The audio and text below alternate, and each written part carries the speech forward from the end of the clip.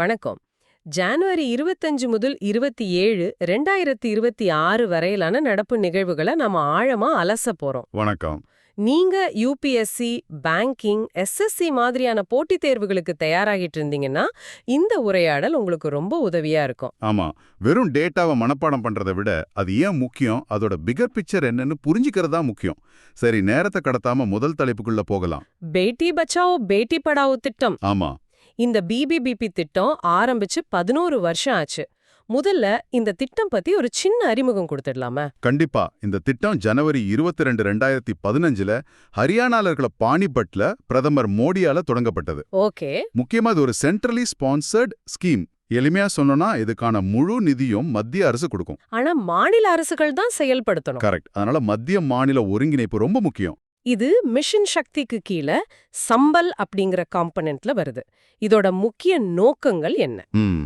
3 முக்கிய நோக்கங்கள். 1, பாலின அடிப்படையில பெண் சிசு கொலையை தடுக்கிறது. சரி. 2, பெண் குழந்தைகளோட உயிர், பாதுகாப்பு மற்றும் கல்வியை உறுதி பண்றது. இதோட nodal ministry of women and child development. MOCD. ஆமா. ஆனா இதுல ministry of health, ministry of எஜுகேஷன்னு இன்னும் 4 அமைச்சகங்களும் சம்பந்தப்பட்டிருக்கு. இதுவே இந்த திட்டத்தோட வீச்சை நமக்கு காட்டுது. சரி. 11 வருஷத்துல இதோட தாக்கம் எப்படி இருந்திருக்கு? புள்ளி விவரங்கள் என்ன சொல்லுது? புள்ளி விவரங்கள் ஒரு நல்ல முன்னேற்றத்தை காட்டுது. செக்ஸ் ரேஷியோ அட் பர்த், அதாவது SRB. பிறக்கும் 1000 ஆண் குழந்தைகளுக்கு எத்தனை பெண் குழந்தைகள்? ஆமா, அந்த கணக்கு 2014-15ல 918 இருந்தது. இப்போ 2023-24ல 930 உயர்ந்திருக்கு. 12 பாயிண்ட்ஸ் அதிகரிப்பு. இது நல்ல விஷயம் தானே? இது ஒரு நல்ல செய்தி தான். ஆனா நம்ம முழுமையா திருப்தி அடைந்து விட முடியாது. இயற்கையாகவே இந்த விகிதம் சுமார் 952க்கு மேல இருக்கணும். அப்படியா? அதனால இந்த 12 புள்ளி உயர்வு ஒரு நல்ல ஆரம்பம்னாலும் சமூக மனநிலையில இன்னும் பெரிய மாற்றங்கள் தேவைங்கிறத இது காட்டிக்கிட்டே இருக்கு. கல்வியில எப்படி? கிராஸ் என்ரோல்மெண்ட் ரேஷியோ, அதாவது GR எப்படி இருக்கு? கல்வியிலையும் நல்ல முன்னேற்றம். இடைநிலை கல்வியில GER 2014-15ல 75.51 விகிதம் % இருந்தது. ஓகே. இப்போ 2023-24ல 78.0% உயர்ந்திருக்கு. லேட்டஸ்டா வந்த UDISC ரிப்போர்ட் 2024-25 படி பார்த்தா இது 80.2% தொட்டிருக்கு. அருமை. ஒரு சமூக மாற்றத்துல இருந்து இப்போ உள்கட்டமைப்பு வளர்ச்சிக்கு வருவோம். ஜனவரி 23, 2026ல பிரதமர் கேரளாவுல சில திட்டங்களை தொடங்கி வச்சிருக்கார். அதுல ரயில்வே திட்டங்கள் பத்தி சொல்லுங்க. ஆமா, ரயில் கனெக்டிவிட்டிக்கு பெரிய முக்கியத்துவம் கொடுத்திருக்காங்க. 4 புது ட்ரெயின்களை ஸ்டார்ட் பண்ணி வச்சிருக்காங்க. 4 ட்ரெயினா? ஆமா, இதுல 3 அம்ரித் பாரத் எக்ஸ்பிரஸ். 1 நாகர்கோவில்ல இருந்து மங்களூர் வரைக்கும் கிட்டத்தட்ட 705 கிலோமீட்டர். சரி. இன்னொன்று திருவனந்தபுரத்துல இருந்து நம்ம தாம்பரம் வரைக்கும் 768 கிலோமீட்டர். 3வது திருவனந்தபுரத்துல இருந்து சார்லப்பள்ளி வரைக்கும். இது ரொம்ப நீளமான ரூட், 1488 கிலோமீட்டர். ஓ, இது இல்லாம திருச்சூர்ல இருந்து குருவாயூர் வரைக்கும் ஒரு பாசஞ்சர் ட்ரெயின். ரயில்வேயை தாண்டி ஃபினான்ஷியல் இன்க்ளூஷன், அதாவது நிதி உள்ளாக்கத்துக்கு ஏதாவது செஞ்சிருக்காங்களா? செஞ்சிருக்காங்க. PMSVNID கிரெடிட் கார்டு அறிமுகப்படுத்திருக்காங்க. இது ரொம்பவே ஒரு முக்கியமான விஷயம். தெருவோர வியாபாரிகளுக்காக. கரெக்ட். அவங்களுக்கான ஒரு UPI லிங்க்ட் வட்டி இல்லாத கடன் அட்டை இது. இது ஒரு ரிவால்விங் கிரெடிட் மாதிரி. 1 லட்சம் பேருக்கு மேல இதனால பயனடைஞ்சிருக்காங்க. இது தவிர வேற என்னென்ன வளர்ச்சி திட்டங்கள்? 2 முக்கியமான சென்டர்களுக்கு ஃபவுண்டேஷன் ஸ்டோன் போட்டிருக்காங்க. ஒன்னு CSIR NISIT innovation and entrepreneurship hub. Okay. இன்னொன்னு SCTIMST ரேடியோ சர்ஜரி சென்டர். இது ரிசர்ச் மற்றும் ஹெல்த் கேர்ல கேரளாவோட வளர்ச்சிக்கு உதவும். ஆக ஒரு பக்கம் சமூக வளர்ச்சி, இன்னொரு பக்கம் உள்கட்டமைப்பு. இப்ப அடுத்ததா ஜனநாயகம் மற்றும் தேர்தல் மேலாண்மை பத்தி பேசலாம். புதுடெல்லியில பாரத் மண்டபத்துல IICDEM 2026 நடந்திருக்கு. இது என்ன மாநாடு? India international conference on democracy and election management. இது எலெக்ஷன் கமிஷன் ஆஃப் இந்தியாக்கு கீழே இருக்கிற IIDEM நடத்துச்சு. இதோட தீம் என்ன? Democracy for an inclusive, peaceful, resilient and sustainable world. உலக நாடுகள் எல்லாம் சேர்ந்து தேர்தல் நடைமுறைகளை பத்தி விவாதிக்கிற ஒரு முக்கியமான தளம் இது. இதுல ஒரு புது டெக்னாலஜி அறிமுகப்படுத்தினதா சொல்றாங்களே, ECINET. அது என்ன பண்ணும்? ECINET, அதாவது election commission of India network. இது வாக்காளர்களுக்கு ரொம்ப பயனுள்ள ஒரு செயலி. சரி. Voter registration, KYC, EPIC download பண்றது, ஏன் நம்ம பூத் லெவல் ஆபீசர் கிட்ட ஒரு காலை புக் பண்றது வரைக்கும் இதுல பண்ணலாம். எல்லா மொழியிலயும் இருக்கா? ஆங்கிலம் உட்பட 22 மொழிகள்ல இருக்கு. முக்கியமா மாற்றுத்திறனாளிகள் எளிதா பயன்படுத்துற மாதிரி சக்ஷம் அம்சங்களோட வடிவமைச்சிருக்காங்க. சரி, நமீபியாவுடன் ஒரு புரிந்துணர்வு ஒப்பந்தம். இது வழக்கமான ஒரு டிப்ளமேட்டிக் நடவடிக்கை மாதிரி தெரியுது. ஆனா இந்த டெல்லி டெக்ளரேஷன் 2026 பத்தி சொல்லுங்க. ஆமா, இது முக்கியம். அதுல உள்ள 5 தூண்கள் தேர்தல் நடைமுறையில உண்மையிலே ஒரு மாற்றத்தை ஏற்படுத்துமா? நல்ல கேள்வி. Purity of rules, conduct of elections, research, technology, ட்ரைனிங்னு 5 தூண்கள் இருக்கு. வெறும் அறிக்கையா இல்லாம இத ஒரு செயல் திட்டமா மாத்துறது தான் இசிஐக்கு முன்னாடி இருக்கிற சவால். புரியுது. இப்போ அடுத்த விஷயம் எனக்கு ரொம்ப சுவாரஸ்யமா இருக்கு. நாம வாங்குற ஏசி, ஃப்ரிட்ஜ் போன்ற பொருட்களின் உதிரி பாகங்கள் பெரும்பாலும் வெளிநாடுகளிலிருந்து தான் வருகின்றன. அதே மாற்ற கொண்டு வரப்பட்டது தான் இந்த PLI திட்டம். ஆமா, ப்ரொடக்ஷன் லிங்க்டு இன்சென்டிவ் திட்டம். இதுல இப்போ என்ன புதிய முன்னேற்றம்? கரெக்ட். ஒயிட் குட்ஸ்க்கான இந்த திட்டத்தோட 4வது சுற்றுல சுமார் 863 கோடி ரூபாய் முதலீட்டுல 5 நிறுவனங்களை தேர்ந்தெடுத்திருக்காங்க. Kirloskar pneumatic, Godrej and Boyce மாதிரியான பெரிய நிறுவனங்கள்? ஆமா, அவங்க எல்லாம் இதுல இருக்காங்க.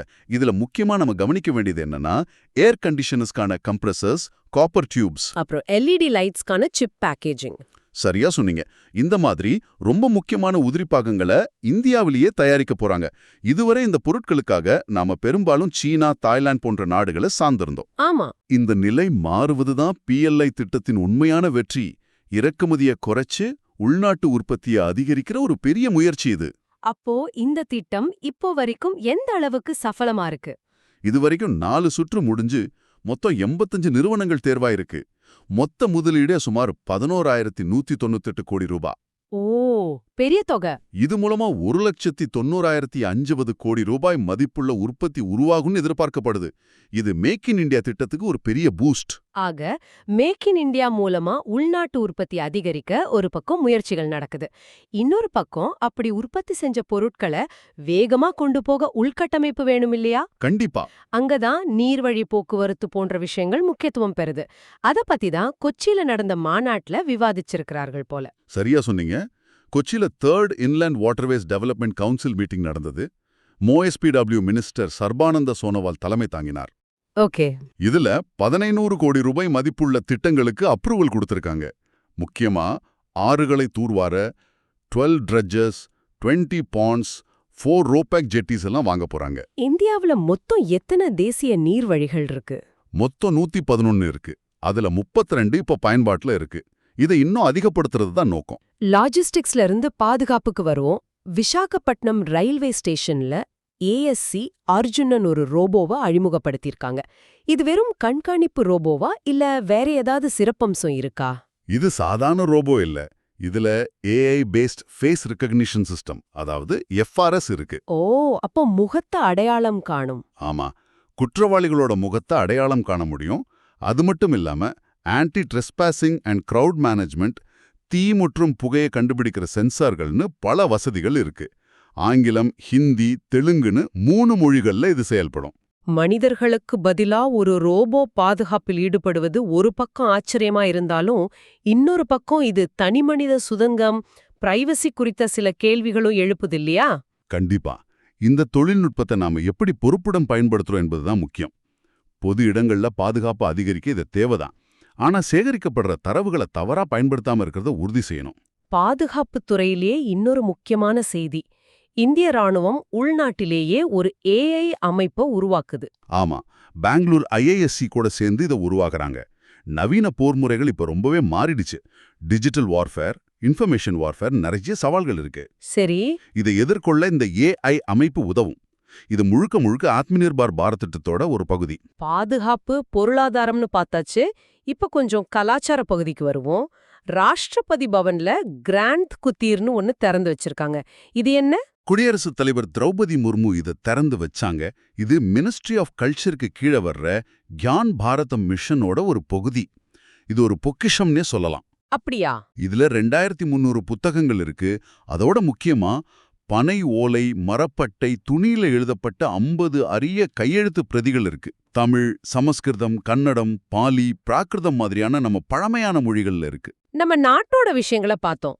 இப்போ உலக அரங்கிற்கு போலாம்.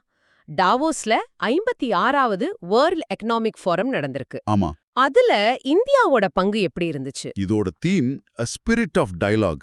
இந்திய குழுவுக்கு மந்திரி அஸ்வினி வைஷ்ணவ் தலைமை தாங்கினார். ஏஐ முதலீட்டுல இந்தியா உலக அளவுல 8வது இடத்தை பிடிச்சிருக்கு. இதுல USA முதல் இடத்துல இருக்கு. நம்ம டெக் மஹிந்திர நிறுவனத்துக்கு ஒரு அங்கீகாரம் கிடைச்சிருக்குன்னு சொன்னாங்களே. ஆஞ்சா அவங்களோட மைண்ட்ஸ் ப்ரோக்ராமுக்காக ப்ரூஃப் ஓவர் ப்ராமிஸ் அறிக்கையில அங்கீகரிக்கப்பட்டிருக்கு. இது தவிர தொழில்நுட்பத் துறையில இந்தியாவுக்கு வேற ஏதாவது நல்ல செய்தி உண்டா? இருக்கு. இந்தியாவுல 5 புதிய centres for fourth industrial revolution, அதாவது C4IR அமைக்கப்படும் அறிவிச்சிருக்காங்க. இது தொழில்நுட்பத் துறையில இந்தியாவோட வளர்ந்து வர முக்கியத்துவத்தை காட்டுது. உலக பொருளாதாரத்தோட நிலைமை பத்தி அங்க என்ன பேசிட்டாங்க? 53% தலைமை பொருளாதார வல்லுநர்கள் 2026ல உலக பொருளாதாரம் கொஞ்சம் பலவீனமாகும்னு கணிச்சிருக்காங்க. ஆனா இது போன வருஷம் 72%ஆ இருந்தது. சோ நிலைமை கொஞ்சம் பரவாயில்லன்னு சொல்லலாம். இப்போ ஒரு முக்கியமான புவிசார் அரசியல் நிகழ்வுக்கு வருவோம். உலக சுகாதார அமைப்பிலிருந்து, அதாவது WHO-விலிருந்து அமெரிக்கா அதிகாரப்பூர்வமா விலகி இருக்கு. ஆமா, இது ஒரு பெரிய செய்தி. இது எதிர்பார்க்கப்பட்ட ஒண்ணுதான். ஆனா இதோட தாக்கம் எப்படி இருக்கும்? ஆமா, ஜனவரி 22, 2026ல இந்த விலகல் நடைமுறைக்கு வந்துடுச்சே. COVID-19 WHO கையாண்ட விதமேறா அவங்களுக்கு நிறைய விமர்சனங்கள் இருந்துச்சு. அதுதான் முக்கிய காரணம். இதனால WHO-க்கு ஏற்படுற நிதி இழப்பு எவ்ளோ? இது ஒரு மிகப்பெரிய இழப்பு. WHO-வோட மொத்த நிதியில சுமார் 18% அமெரிக்கா கிட்ட இருந்து தான் வந்தது. 18%? ஆமா, அதாவது வருஷத்துக்கு USD 111 மில்லியன் சந்தாவாகவும் USD 570 மில்லியன் தன்னார்வ பங்களிப்பாகவும் கொடுத்தாங்க. இந்த நிதி இழப்பு ஒரு பிரச்சனை என்றால், இதைவிட பெரிய பிரச்சனை உலக சுகாதார அரங்கில் ஏற்படும் தலைமைத்துவ வெற்றிடம், லீடர்ஷிப் வேக்யூம் இல்லையா? சரியா சொன்னீங்க. அமெரிக்கா பின்வாங்கும்போது அந்த இடத்தை நிரப்ப சீனா போன்ற வேறு நாடுகள் முயற்சிக்கும். இது உலக சுகாதார கொள்கைகளை எப்படி மாற்றி அமைக்குங்கிறத நாம பொறுத்திருந்து தான் பார்க்கணும். அடுத்து பொருளாதாரம். UNCTAD அறிக்கையின்படி இந்தியாவுக்கு வர்ற FDI எப்படி இருக்கு? ரொம்பவே நல்ல செய்தி. 2025ல இந்தியாவுக்கு வந்த FDI 73% அதிகரித்து USD 47 பில்லியனை தொட்டிருக்கு. 73%? இது ரொம்ப பெரிய வளர்ச்சி. ஆமா, உலக அளவுல FDI 14% தான் அதிகரிச்சிருக்கு. ஆனா அதே சமயம் ஒட்டுமொத்தமா வளரும் நாடுகள்ல FDI 2% குறைஞ்சிருக்கு. அப்படி இருக்கும்போது இந்தியாவுல இவ்ளோ பெரிய வளர்ச்சிங்கிறது ஒரு பாசிட்டிவான விஷயம். வங்கித்துறையில குஜராத் கிஃப்ட் சிட்டில ஒரு புது மைல்கல் எட்டப்பட்டிருக்கு. அது என்ன? ஆமா, GIFSCல இராயா லைஃப் ஸ்பேசஸோட துணை நிறுவனமான By4X IFSCA கிட்ட இருந்து PSP, அதாவது பேமெண்ட் சர்வீஸ் ப்ரொவைடர் அங்கீகாரம் வாங்கியிருக்கு. இதுதான் முதல் AD2 கேட்டகரி நிறுவனமா? ஆமா, இந்த அங்கீகாரம் வாங்குற முதல் AD2 கேட்டகரி நிறுவனம் இதுதான். இப்ப விருதுகள் மற்றும் அங்கீகாரங்கள் பகுதிக்கு வருவோம். டாக்டர் சந்திரகாந்த் லெஹரியா ஒரு முக்கியமான விருது வாங்கியிருக்கார். ஆமா, இம்பாக்ட் பியாண்ட் அகாடமியாங்கிற பிரிவில் இந்த விருதை வாங்கின முதல் இந்தியர் இவர் தான். 2000க்கும் மேற்பட்ட பரிந்துரைகள்ல இருந்து இவரை தேர்ந்தெடுத்திருக்காங்க. காவல்துறைக்கு ஒரு பெரிய கௌரவம் கிடைச்சிருக்கு. சிக்கிம் காவல்துறைக்கு பிரசிடென்ட்ஸ் கலர் கௌரவம் கிடைச்சிருக்கு. இந்த கௌரவத்தை பெற 15வது மாநிலம் சிக்கிம். வடகிழக்கு மாநிலங்கள்ல 3வது மாநிலம். நியமனங்கள்ல இண்டஸ்இண்ட் வங்கியோட புதிய பகுதி நேர சேர்மன் யார்? அர்ஜித் பாசு. இவர் 3 வருஷத்துக்கு நியமிக்கப்பட்டிருக்கார். இவர் முன்னாடி SBI மற்றும் SBI லைஃப்ல MD-யா இருந்த அனுபவம் வாய்ந்தவர். இறுதியா ஒரு புத்தகம் ராணுவம் சம்பந்தப்பட்டது. புத்தகத்தோட பேரு red lines redrawn, operation Sindoor and India's new normal. Okay. இத COS ஜெனரல் உபேந்திர த்விவேதி வெளியிட்டிருக்கார். மே 2025ல பகல்காம்ல நடந்த தாக்குதலுக்கு பதிலடியா இந்திய ராணுவம் நடத்தின ஒரு முக்கியமான நடவடிக்கை தான் ஆபரேஷன் சிந்தூர். இப்போ ஜனவரி 24ல அனுசரிக்கப்பட்ட 2 முக்கிய தினங்களை பத்தி பார்க்கலாம். முதல்ல 19வது தேசிய பெண் குழந்தை தினம். 2008ல இருந்து MOCD இதை நடத்திட்டு வருது. இரண்டாவது தினம் 8வது சர்வதேச கல்வி தினம். இதோட theme the power of youth in co-creating education. இதர ஏதாவது கவலையான தகவல் உண்டா? இருக்கு. உலக அளவுல 250 மில்லியன் குழந்தைகள் பள்ளிக்கு போகாம இருக்காங்கன்னு ஒரு தகவல் சொல்லப்பட்டிருக்கு. இதுவரைக்கும் நிறைய தகவல்களை பார்த்தோம். இப்போ நாம பார்த்த விஷயங்களை ஒரு சின்ன வினாடி வினா மாதிரி தி ஆஸ்பிரன்ஸ் குவிஸ்ல ஒரு ரவுண்டு பார்த்துடலாமா? ஓ கண்டிப்பா. நான் கேள்வி கேட்கிறேன். கேள்வி 1. BBBB திட்டத்துக்கு கீழே 2014-15 இருந்து 2023-24க்குள்ள செக்ஸ் ரேஷியோ அட் பர்த் எவ்வளவு பாயிண்ட்ஸ் அதிகரிச்சது? SRB 918 இருந்து 930 உயர்ந்தது. அதாவது 12 பாயிண்ட்ஸ் அதிகரிப்பு. கேள்வி 2. விசாகப்பட்டினம் ரயில்வே ஸ்டேஷன்ல பாதுகாப்புக்காக பயன்படுத்தப்பட்ட AI ரோபோட பேர் என்ன? ASC அர்ஜுன். கேள்வி 3. WEF 2026ல ப்ரூஃப் ஓவர் ப்ராமிஸ் அறிக்கையில அங்கீகரிக்கப்பட்ட இந்திய நிறுவனம் எது? டெக் மஹேந்திரா. கேள்வி 4. ஆபரேஷன் சிந்தூர் பத்தின புத்தகத்தை வெளியிட்டவர் யார்? அந்த ஆபரேஷன் எப்போ நடந்தது? வெளியிட்டவர் COAS ஜெனரல் உபேந்திர திவேதி. அந்த ஆபரேஷன் நடந்தது மே 2025ல. கடைசி கேள்வி. UNCTAD ரிப்போர்ட் படி 2025ல இந்தியாவுக்கு வந்த FDI வரத்து எவ்வளவு சதவீதம் அதிகரிச்சது? 73%. அருமை. இன்னைக்கு நிறைய முக்கியமான தகவல்களை தேர்வு நோக்குல ஆழமா அலசி இருக்கோம். இது உங்க தயாரிப்புக்கு நிச்சயம் உதவியா இருக்கும்னு நம்புறோம்.